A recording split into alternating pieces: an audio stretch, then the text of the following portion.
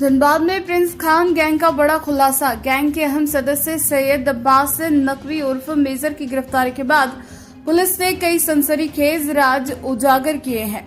SSP Prabhat Kumar ने बताया कि मेजर रंगदारी, गोलीबारी और बमबाजी की घटनाओं में शामिल था तथा गैंग के लिए तकनीकी और वित्तीय नेटवर्क संभालता था। पूछताछ में खुलासा हुआ कि प्रिंस खान पाकिस्तान में शरण लेकर आतंकी संगठन जैश-ए-मोहम्मद से जुड़ चुका है। गैंग द्वारा 100 से अधिक बैंक खातों के जरिए रंगदारी की रकम ट्रांसफर की जाती थी।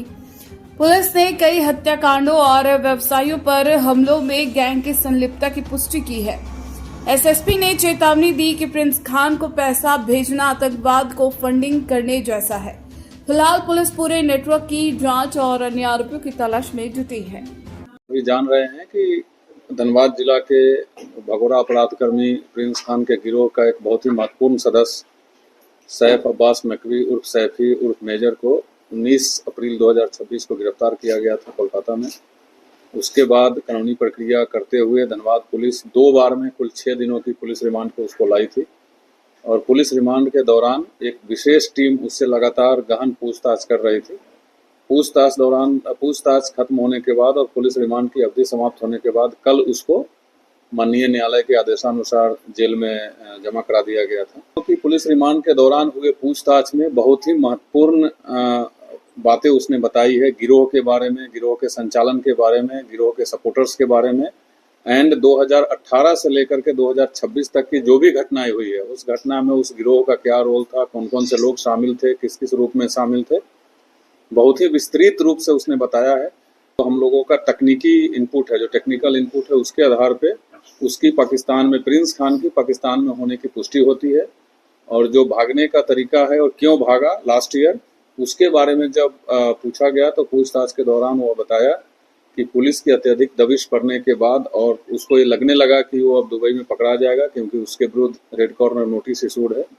तो उसके घर में एक काम करने वाली नौकरानी जो पाकिस्तानी थी, उसके सहारे वो डंकी रूट से ओमान होते हुए पाकिस्तान पहुंचा और अभी भी उसी नौकरानी के घर में पाकिस्तान में वो वहाँ रह रहा है और जब से वो गया है तब से दुबई नहीं आया है। और उसके जाने के बाद उसकी जो 2 पत्नी है, उसका भाई है गोपी खान और गोपी खान का शाला है ऋतिक खान, ये लोग अभी यूनाइटेड अरब एमिरेट्स यूएई के एक एमिरेट्स में जो अजमान है वहाँ लोग रह रहे हैं।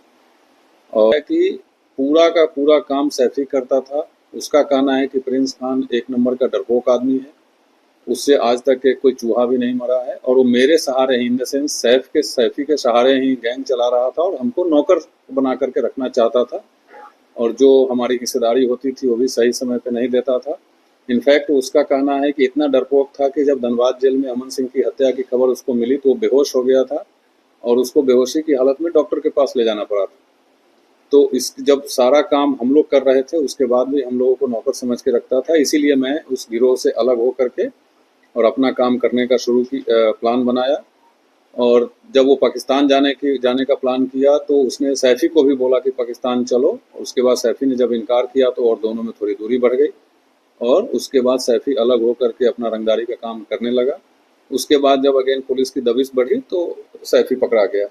ये उसका खुलासा है। जो कुछ महत्वपूर्ण कांड है उसके बारे में जब पूछा गया तो 2021 में, 22 में, 23 में, 24 में जो भी कांड हुए हैं उसमें जितने भी घटनाएं घटित हुई गिरोह के द्वारा उसके बारे में भी डिटेल बताया गया। तो कांडरबार जो गिरोह के लोग भी जिक्र करते हैं, उपेंद्र सिंह हत्याकांड, उसके बारे में एक बहुत ही महत्वपूर्ण खुलासा किया गया कि उसका उपेंद्र सिंह का हत्या उसकी पत्नी के द्वारा रचे गए षड्यंत्र के कारण ही हुई थी। वो कुछ अवैध संबंध का इशू था तो उसकी पत्नी ही षड्यंत्र करके और इन लोगों के माध्यम से उस घटना को अंजाम दिलाया गया है। उसके बाद जब गिरोह के संचालन और सपोर्टर्स के बारे में पूछताछ की गई तो उसके द्वारा बताया गया है, कई नाम भी लिए गए हैं कि यहाँ के कई ऐसे सफ़ेदपोश लोग हैं, बिजनेसमैन हैं, राजनेता हैं, मीडिया के कुछ लोग हैं, व्यापारी हैं, कुछ दुकान वाले भी हैं, जो लोग उसको मदद करते हैं कई अलग अलग रूप से, जिसका नाम भी उसने लिया है। बट चूंकि अभी ये सारे चीज़ काफ़ी संवेदनशील है तो हम लोग इसको गहराई से भी जांच कर रहे हैं और जांच करने के बाद साक्ष्य जुटा रहे हैं। साक्ष्य जुटाने के बाद फिर सब कुछ आपके सामने में होगा। तो उसने बताया कि जो पैसा कलेक्शन होता है वो पैसा कलेक्शन का, इन्वेस्टमेंट का कई तरीका है। कुछ वो अपने खर्चे के लिए दुबई मंगवाता है, जो कभी हवाला के थ्रू से, कभी बिटकॉइन के माध्यम से और कभी direct account to account transfer भी करवाया जाता है। बाकी के जो बचे हुए पैसे हैं, धनबाद के ही कुछ बिजनेसमैन हैं जो उसके अपने व्यवसाय में उसका पैसा लगाते हैं, जमीन में पैसा लगाते हैं। बहुत सारे जमीन का कागज का डिटेल्स भी हम लोगों को मिला है जो यहाँ किसी अन्य के नाम पे जमीन खरीद के रखा गया है। जो शुरुआत इस गैंग की हुई थी वो जमीन की खरीद बिक्री से ही हुई थी, झगड़ा भी उसी से हुआ था। आपस में जब झगड़ा हुआ तो वो भी जो 2-3 मर्डर थे उसके कारण हुआ था। तो आज के डेट में कई ऐसे प्लॉट्स हैं जिसमें प्रिंस खान के द्वारा उगाए गए पैसों को लगाया गया है। कई ऐसे जमीन के कारोबारी हैं, इनफैक्ट 1-2 बिल्डर का भी नाम आया है। बट तमाम चीज़ों पे बिफोर रिवीलिंग द नेम्स हम लोगों को साक्ष्य जुटाना आवश्यक है, इसलिए उस पर और गहराई से काम चल रहा है। और अभी तो हम लोग रिमांड में पूछताछ में जो स्पेशल टीम वो व्यस्त थी।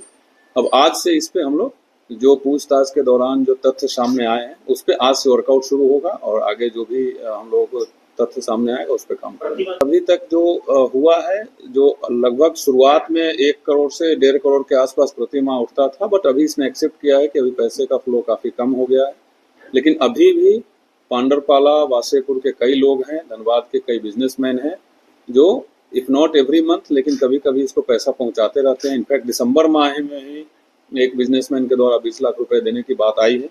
इन सारी तथ्यों पर, इन सारी जानकारियों पर हम लोग और साक्ष्य इकट्ठा कर रहे हैं। मैं किसी पर आरोप नहीं लगा रहा हूँ। मैं जो आपको जानकारी दे रहा हूँ वो एक अपराध कर्मी के द्वारा दिए गए बयान के आधार पे आपको बता रहा हूँ। मैं किसी पे आरोप नहीं लगा रहा हूँ, नंबर 1। नंबर 2, एक यस जरूर किसी पत्रकारों का नाम लिया गया है, बट पुलिस का भी कुछ काम होता है, किसी के सिर्फ कह देने से कुछ नहीं होगा। उसने नाम भी लिया है, बट बिफोर रिवीलिंग नेम्स ये जरूरी है कि उसके द्वारा बताए गए चीजों के बारे में साक्ष्य जुटाया जाए।